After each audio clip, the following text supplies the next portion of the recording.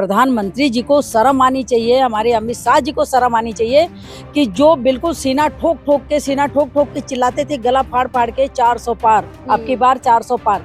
तो देश की जनता उनको सबक सिखा दी। प्रधानमंत्री जी इतने मैं घमंडी आदमी, इतने मैं वाले आदमी, तानाशाह आदमी, इस बाबू को सभी जानते हैं। उनका नाम ही रखा गया है पलटू, कि उनके कंधे को कब धोखा दे दे कोई भरोसा नहीं है। सटीक खबरों का सीधा असर।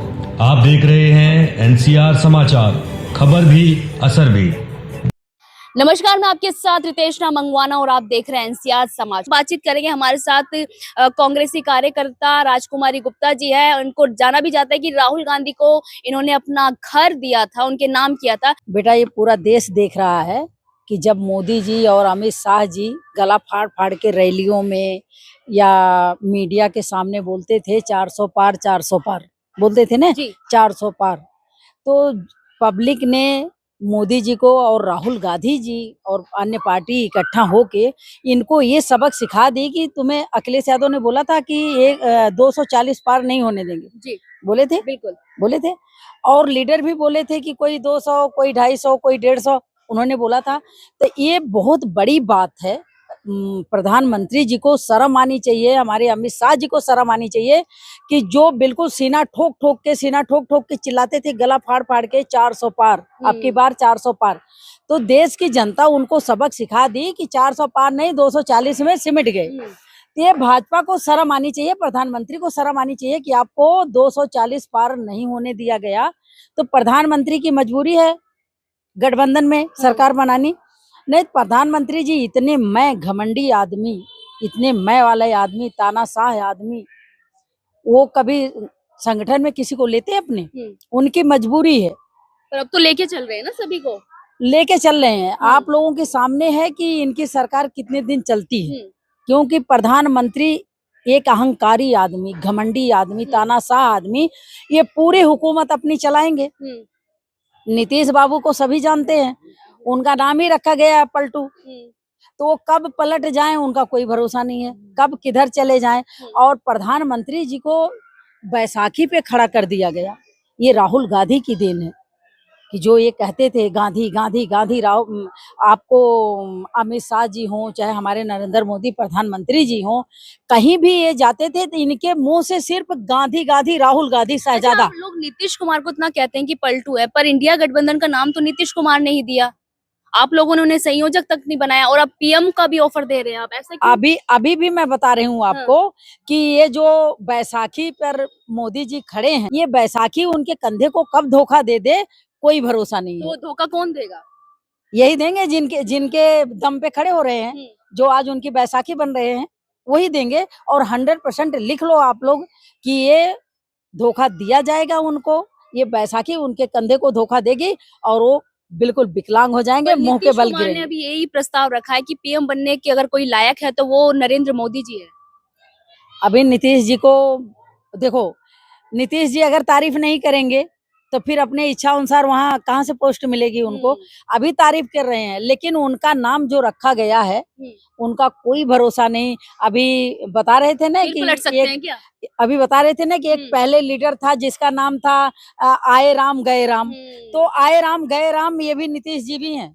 ये कब आए और कब गए, दूसरे वाले ये हैं। और बैसाखी का सहारा जो मोदी जी को दिए हैं, तो ये बैसाखी की कोई गारंटी नहीं कि कब मोदी जी को विकलांग कर दें, कब मोदी जी मुंह के बल। में जो बैठक हुई है उसमें स्मृति ईरानी, मीनाक्षी लेखी, कई ऐसे दिग्गज नेताओं का नाम शामिल नहीं है जो प्रधानमंत्री के कभी एकदम क्लोज हुआ करते थे। आज क्यों नहीं नाम शामिल? प्रधानमंत्री, बेटा मैंने बोला ना आपको कि प्रधानमंत्री भी एक तानाशाह आदमी। अब स्मृति ईरानी हार गई हैं। जब स्मृति ईरानी वहां जीते थे तो स्मृति ईरानी बहुत गला फाड़ते थे, गला फाड़ फाड़ के सिर्फ राहुल गांधी राहुल गांधी राहुल गांधी स्मृति ईरानी के मुंह पे था।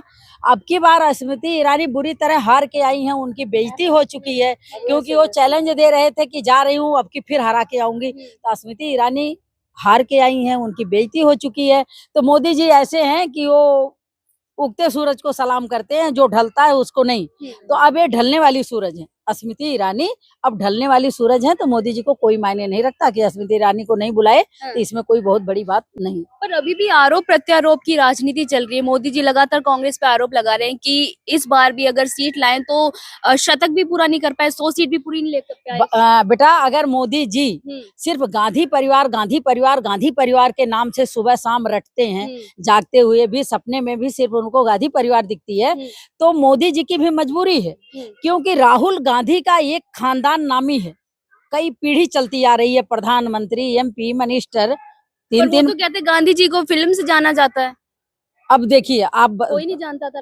अब मोदी जी क्या कह सकते हैं? मोदी जी को मैंने आपको बताया ना कि गांधी परिवार का जो ये नाम जपते हैं, तो गांधी परिवार का राहुल गांधी के एक पीछे इतिहास है, और मोदी जी के बाप दादाओं ने तो कुछ किया नहीं कि मोदी जी का पीछे कुछ इतिहास है, तो अपने बाप दादा के बारे में कुछ बताएं।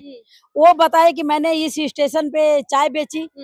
जब मोदी जी बोले कि हम इस स्टेशन पे चाय बेचे थे, उस वक्त वो स्टेशन बना ही नहीं था। अच्छा। नहीं बना था। फिर मोदी जी ने बोला कि मैं 30 साल भिक्षा मांगा। फिर दूसरे इंटरव्यू में बोले मैं 35 साल भिक्षा मांगा। अब बोलते हैं कि मैं 18 घंटा काम करता हूँ। तो जो आदमी जवानी में, हड हराम आदमी जवानी में भिक्षा मांग के खाया और बुढ़ापे में 18 घंटे नौकरी कर रहे हैं, वो 18 घंटे ड्यूटी कर रहे हैं।